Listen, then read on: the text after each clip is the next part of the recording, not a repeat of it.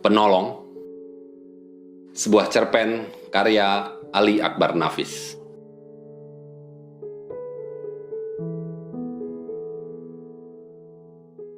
Sidin berlari terus sebagai anjing yang kemalaman pulang. Dan memang, dikala itu malam telah datang. Hujan renya yang turun rintik-rintik sejak siang tadi membenam malam dan mendinginkan senja sampai malam itu. Namun Sidin berlari. Dia tidak sendiri. Banyak orang yang juga berlari. Mereka berlari di malam gelap, di sepanjang jalan aspal yang rusak berlubang-lubang yang tak terlihat. Sehingga banyak yang terperosok dan jatuh terduduk karena kehilangan keseimbangan. Sidin pun mengalaminya berkali-kali.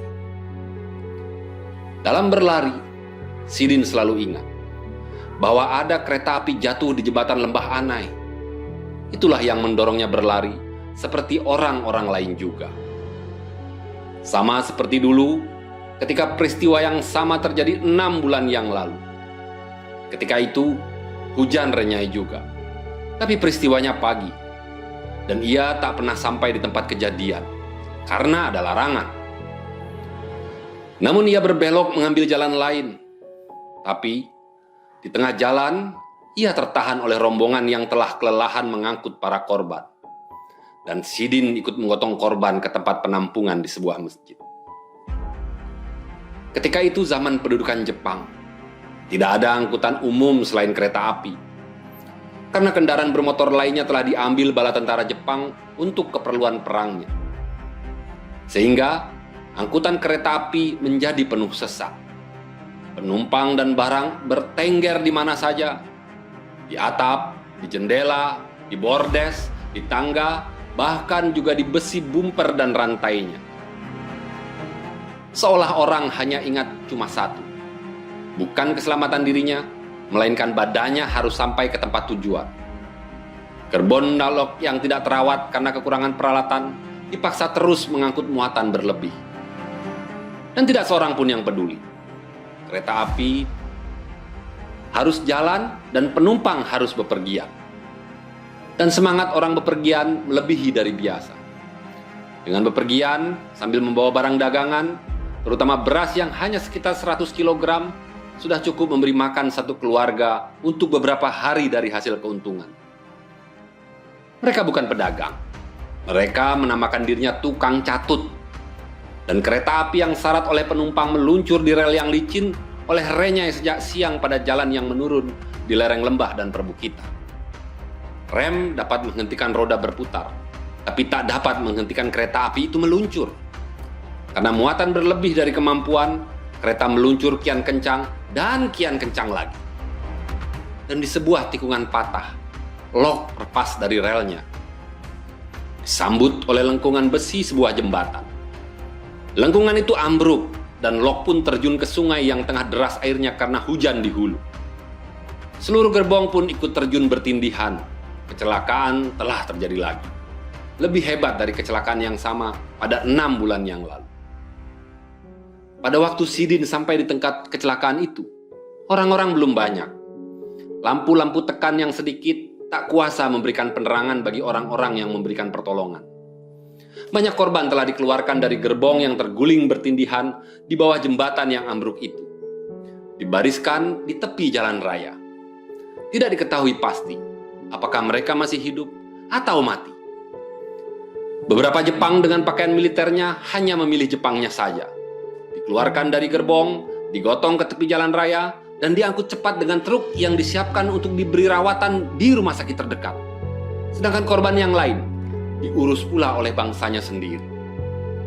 Dan Sidin, demi melihat para korban bergeletakan di tepi jalan itu, dalam cahaya remang-remang lampu tekan yang enggan nyala ditimpa gerimis, merasa tersentak dan bulu romanya menggerinding. Ia tidak tahu apa yang harus dilakukannya. Seperti halnya ia tidak tahu mengapa ia sampai di situ dengan berlari-lari. Mulanya, ia memang didorong oleh rasa ingin tahunya untuk datang ke situ. Tapi setelah ia sampai dan tahu apa dan bagaimana peristiwa itu terjadi, ia bingung, malah merasa ngeri. Ia pikir mungkin ada kerabat atau temannya yang menjadi korban. Tapi bagaimana mencari mereka di antara korban yang telah tergeletak itu, di dalam gelap lagi? Ia mendekati korban-korban yang tergeletak itu. Ada yang telah diam, tapi ada juga yang bergerak, merintih. Dan apa yang dapat ia lakukan untuk mereka yang menderita atau yang telah mati itu?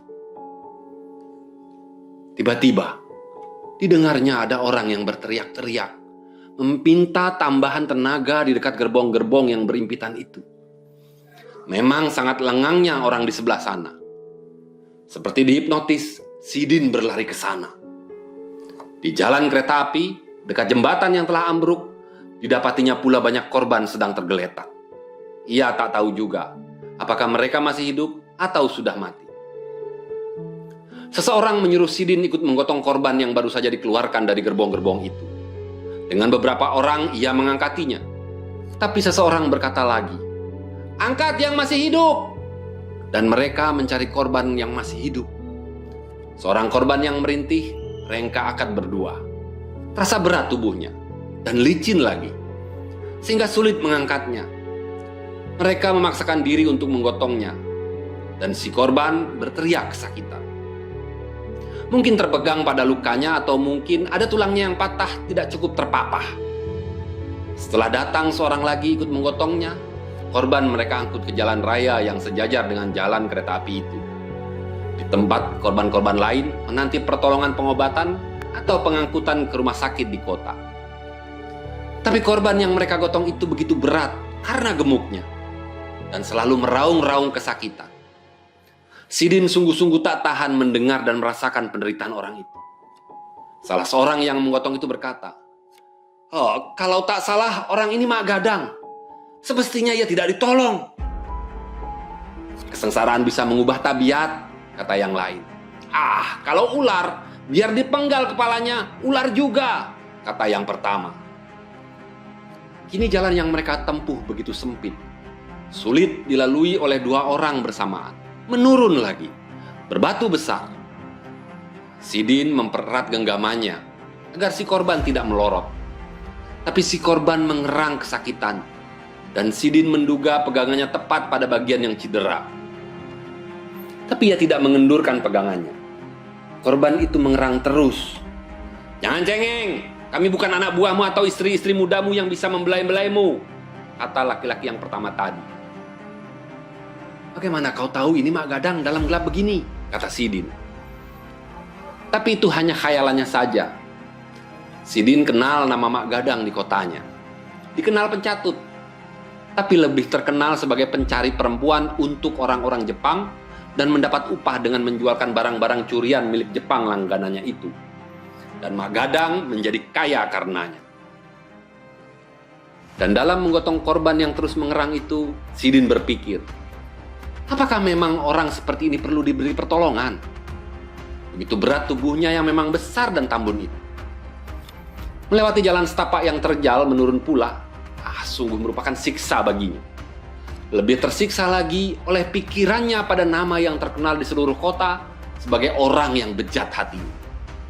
Dan dalam hatinya, ia sungguhnya menyetujui semua komentar orang yang tidak dikenalnya, tapi sama-sama menggotong itu. Susah amat menggotong buaya ini. Letakkan saja di sini, biar orang lain yang menggotongnya lagi, kata laki-laki yang pertama tadi juga. Seraya merendahkan tubuhnya untuk benar-benar hendak meletakkan tubuh itu ke tanah. "Tahanlah, sedikit lagi," kata temannya. "Familimu?" "Tidak, tapi korban kecelakaan." Banyak yang lain lagi yang patut ditolong." "Tanggung menolong, sedikit lagi kita sudah sampai." Korban itu tidak mengerang lagi, sudah tenang. Dan ketika mereka sudah sampai di pinggir jalan raya, dua orang yang berbaju putih menyongsongnya. Salah seorang mengambil pergelangan tangan korban untuk memeriksa denyut nadinya. Dan kemudian katanya, "Taruh di sebelah sana." Kemudian datang dua orang lain ikut membantu menggotong sampai ke tempat yang ditunjuk oleh orang yang berpakaian putih tadi. Dan Sidin tiba-tiba sadar bahwa orang yang digotongnya itu telah mati, karena disuruh letakkan sekelompok dengan orang-orang lain yang juga telah diam, tak bergerak dan tak mengerang oleh kesakitan. Sidin tercenung kebingungan ketika bersandar pada pagar tembok jembatan. Matanya melihat orang-orang lalu lalang, mengangkut dan mencari korban yang mungkin dikenalnya. Dari tempatnya ia juga melihat orang-orang di sebelah sisi sungai berbanjar menyambut korban yang baru keluar dari gerbong, lalu memberikannya kepada orang berikutnya secara beranting. Beberapa kelompok mencari-cari kerabat atau kenalannya dengan menggunakan suluh. Tapi juga ia melihat ada seseorang yang meraba-raba korban demi korban. Tapi jelas orang itu tidak hendak memberikan bantuan. Matanya melihat, tapi pikirannya tidak jalan. Dan mak gadang yang digotongnya tadi masih tergeletak di tempatnya. Dan ia merasa masih mendengar betapa erangannya ketika digotong. "Hai, Om Mai, mari sini." Kedengaran seseorang berseru dekat tiang kawat telepon. Sidin menoleh ke arah suara itu. Dilihatnya seorang Jepang memanggilnya. Rupanya Jepang itu memerlukan pertolongannya untuk memasang kawat telepon darurat. Karena kawat yang lama telah putus oleh sebuah tiang yang juga tertabak kereta api yang terguling itu. Jepang itu menyuruh Sidin tegak di bawah tiang telepon. Kemudian ia memanjati pundak Sidin yang kurus kerempeng itu. Lalu dengan berpijak di pundak itu, ia mengikatkan kawat-kawat baru. Sidin keheranan pada dirinya, karena ia mampu mendukung tubuh Jepang yang kekar itu.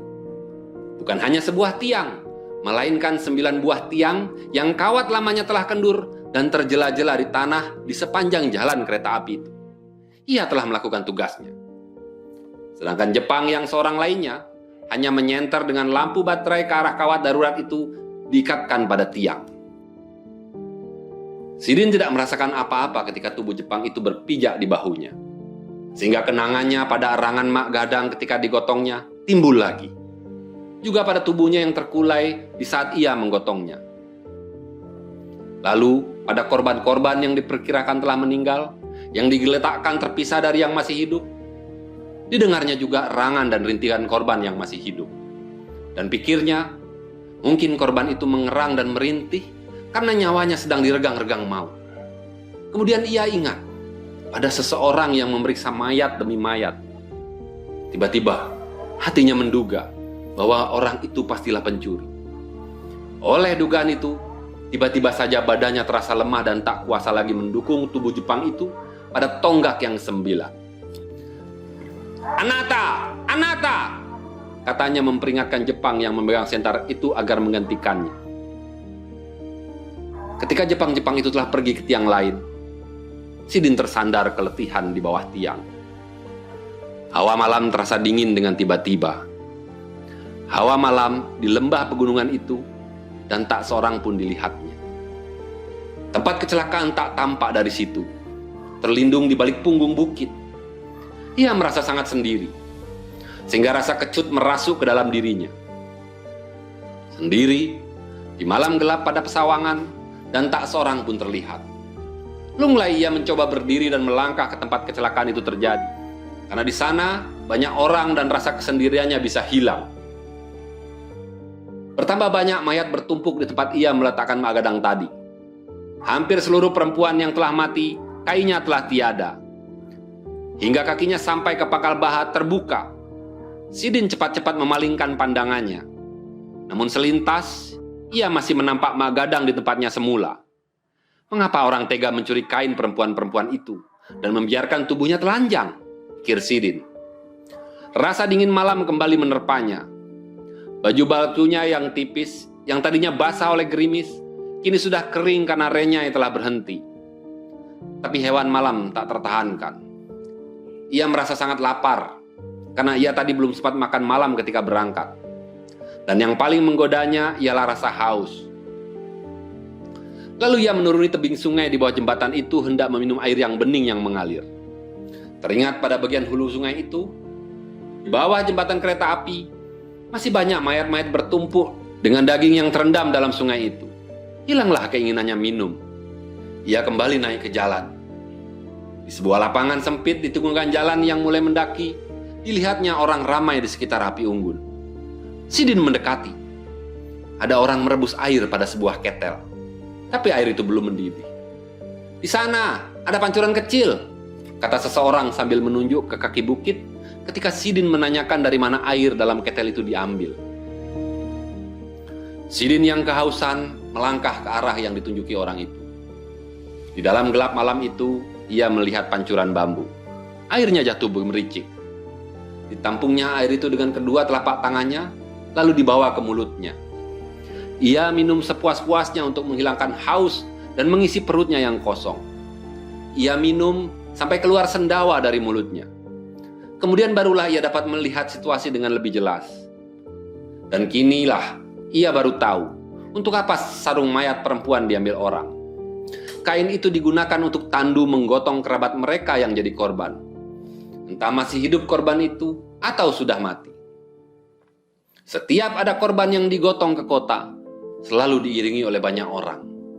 Mereka pulang setelah menemukan korban yang dicarinya, mungkin familinya, mungkin kawannya. Tapi tak banyak lagi orang yang berdatangan dari arah kota.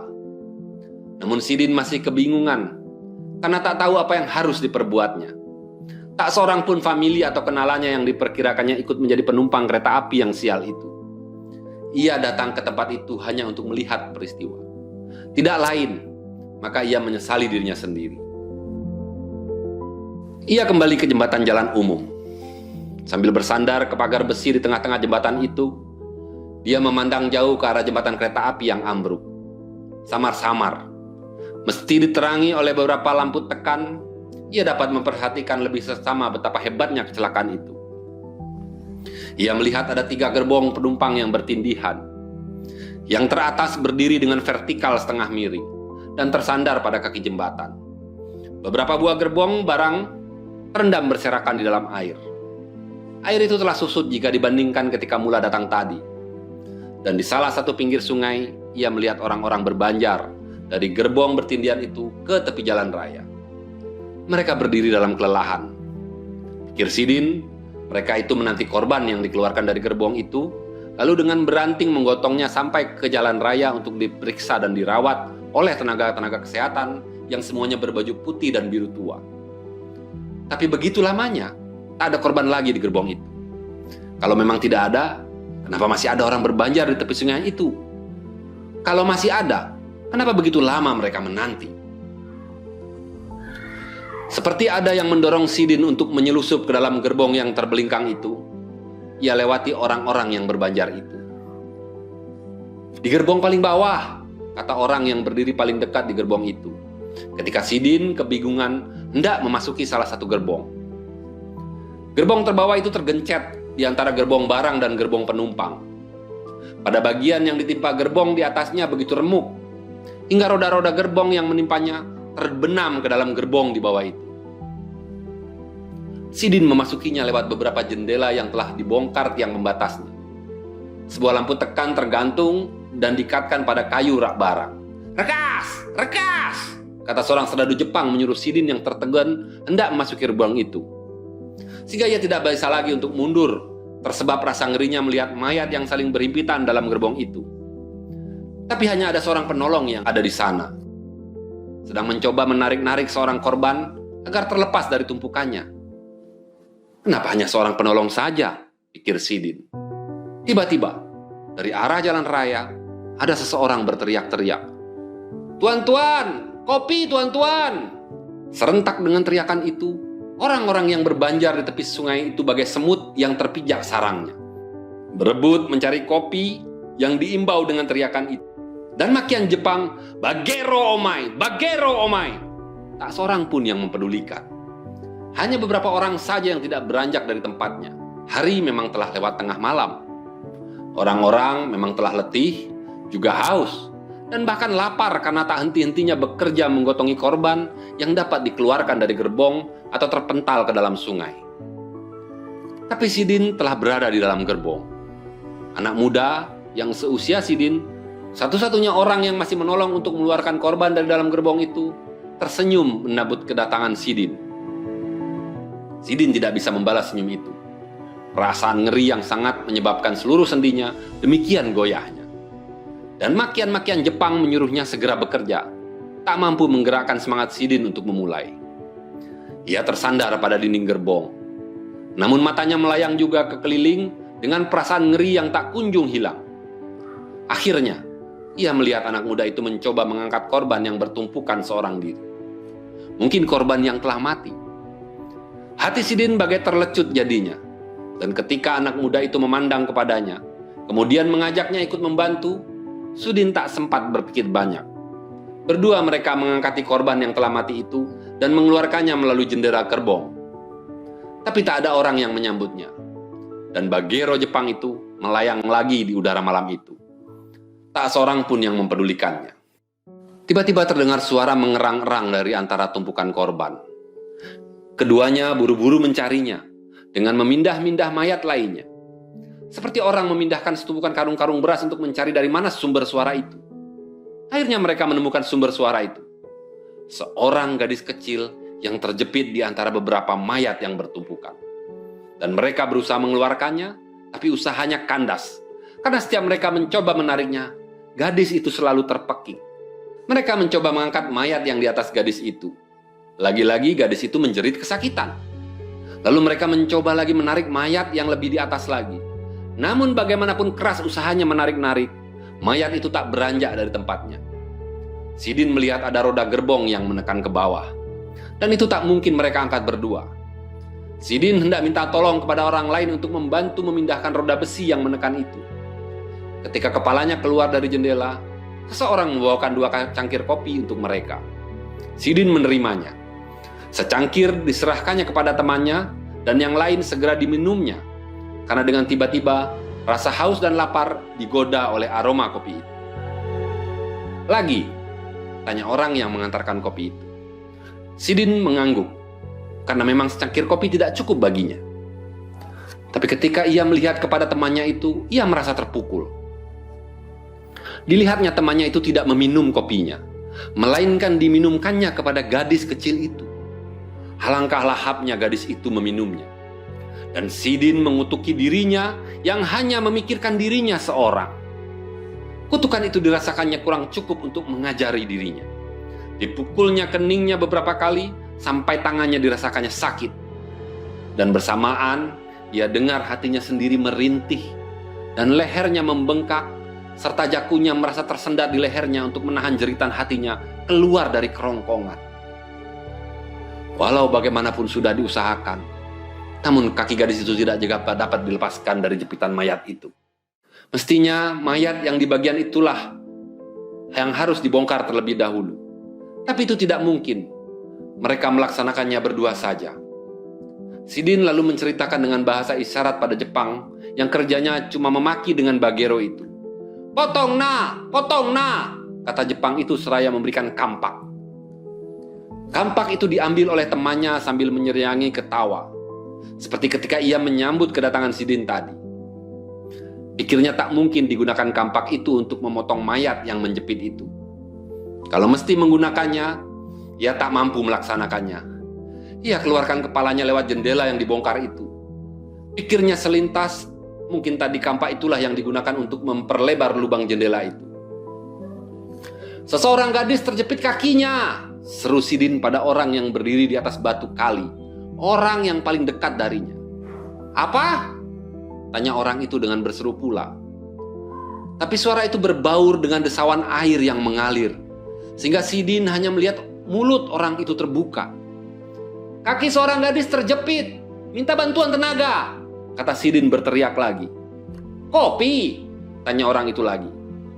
Tapi tidak bisa telinga Sidin menangkapnya. Sidin menggamit orang itu supaya mendekat. Sambil ia berseru meminta 2 orang tenaga dengan mengacungkan 2 jarinya. Sedang Bagero Jepang itu terus juga melayang-layang. 2? Baik, aku ambilkan, kata orang itu seraya pergi menjauh. Sidin menyangka orang itu akan mengatakan pesannya kepada orang terdekat. Tapi ia terus juga melewati orang-orang yang berdiri di tepi sungai itu. Dan Sidin terus juga berteriak-teriak, mengatakan apa yang ia perlukan. Disela oleh Bagero Jepang itu, tak ada orang yang memahami apa yang dikatakannya, karena suaranya ditelan oleh desauan air sungai yang mengalir di sela-sela batu. Bagero-bagero Jepang yang melayang-layang, padahal jarak mereka tidak jauh. Tiba-tiba saja, anak muda yang jadi temannya dalam gerbong yang sial itu telah berada saja di sisinya. Ia tertawa nyengir seperti waktu menyambut kedatangannya tadi. Sidin bingung seketika oleh tawa yang pada waktu dan tempat yang tidak sesuai itu, meskipun hanya menyengir saja.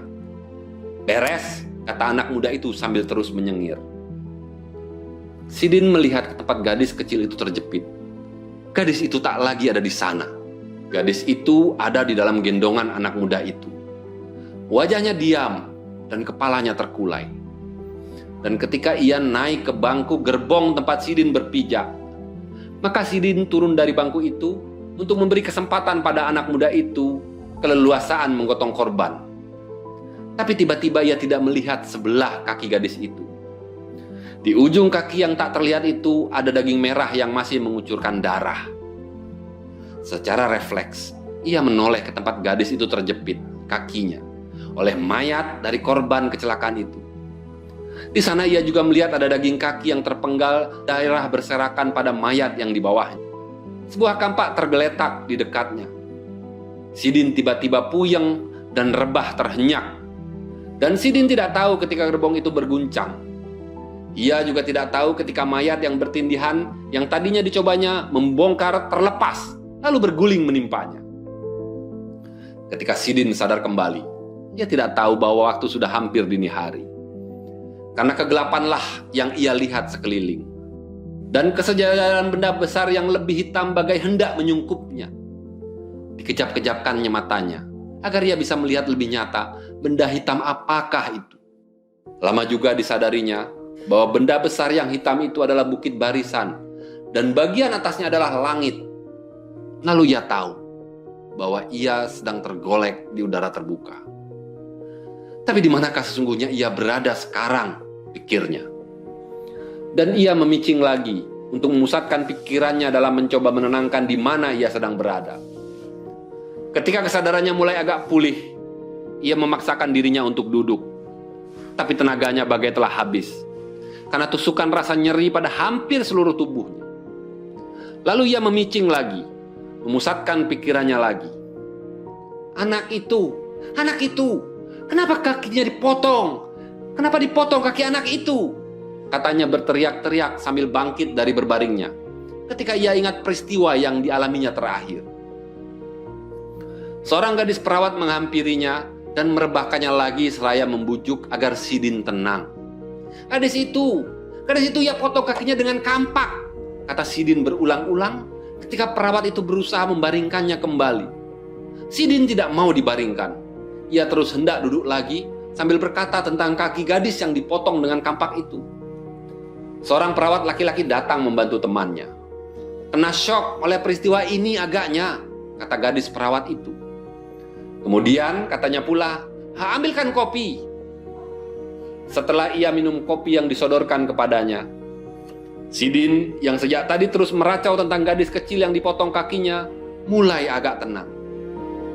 Dan ketika kopi pada cangkir kedua yang disodorkan kepadanya telah habis diminumnya pula, pikirannya telah lebih jernih lagi. Aku tidak apa-apa. Aku tidak jatuh di kereta api. Aku menolong korban di gerbong itu. Seorang gadis kecil kakinya terjepit. Gadis itu masih hidup. Ada orang memotong kaki gadis itu dengan kampak. Di mana gadis itu sekarang? Tanya Sidin. Oh, gadis itu.